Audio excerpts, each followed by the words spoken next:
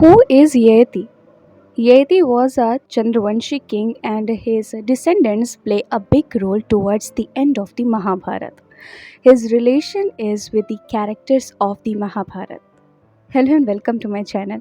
I am reading book Devlok Devdutt Patnayak, and today I started reading part 30, and it's the last part of this book, Yayati.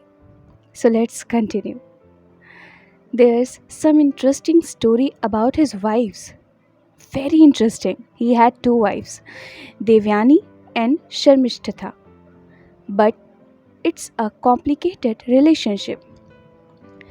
Devyani is the daughter of Shukracharya, the guru of the Asurs. Sharmishtha is the daughter of the king of Asurs, Vrishparva.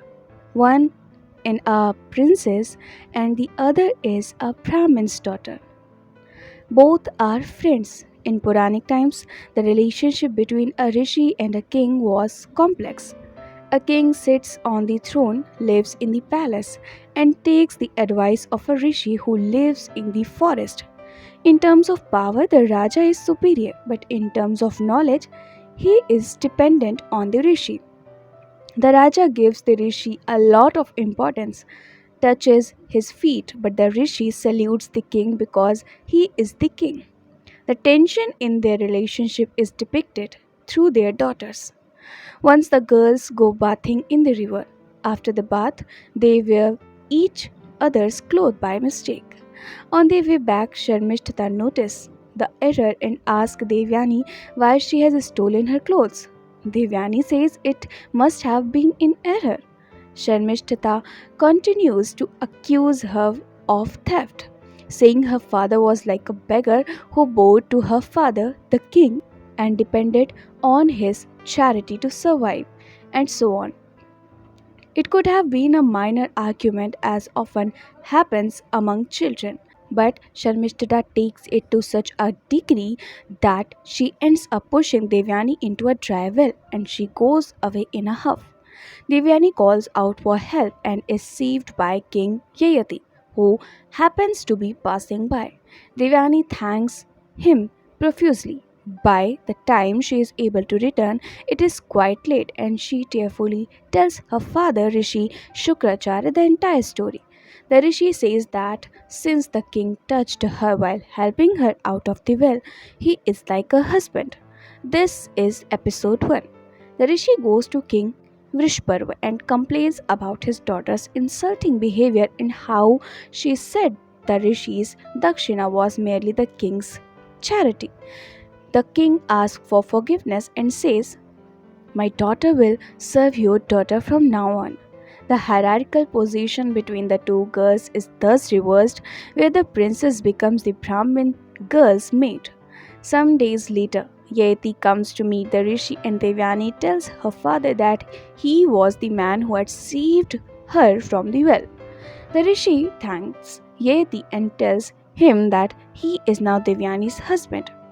Yayati is sort of trapped into marrying Devyani, so he takes her to his palace. Her maid, Sharmishtha, accompanies them. The king falls in love with Sharmishtha and she with him, and unknown to Devyani, they have a relationship.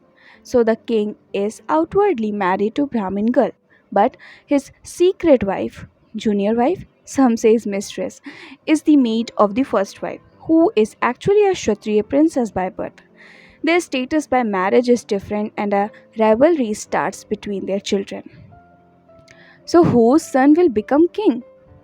Exactly, that's the question. When when Devyani finds out about the relationship and Sharmishtha's child from Yayati, she is furious. She goes to her father and tells him that the king has betrayed her. The rishi curses Yayati and takes away his youth. Yayati instantly becomes old. Shukracharya's thoughtless curse causes his daughter more griefs since her husband is now old. So he modifies the curse and says that if a son of Yayati's were to accept his old age, his youth would return. That is, he can exchange his old age with his son's youth. Yayati goes home and calls his sons. He asks Devyani's older son Yadu to exchange his old age with him. Yadu says it is adharma, since the natural order is for the older generation to move on and the next generation to take its place. He does not accept Yeti's request. The angry king dismisses his son, ordering him to leave the kingdom.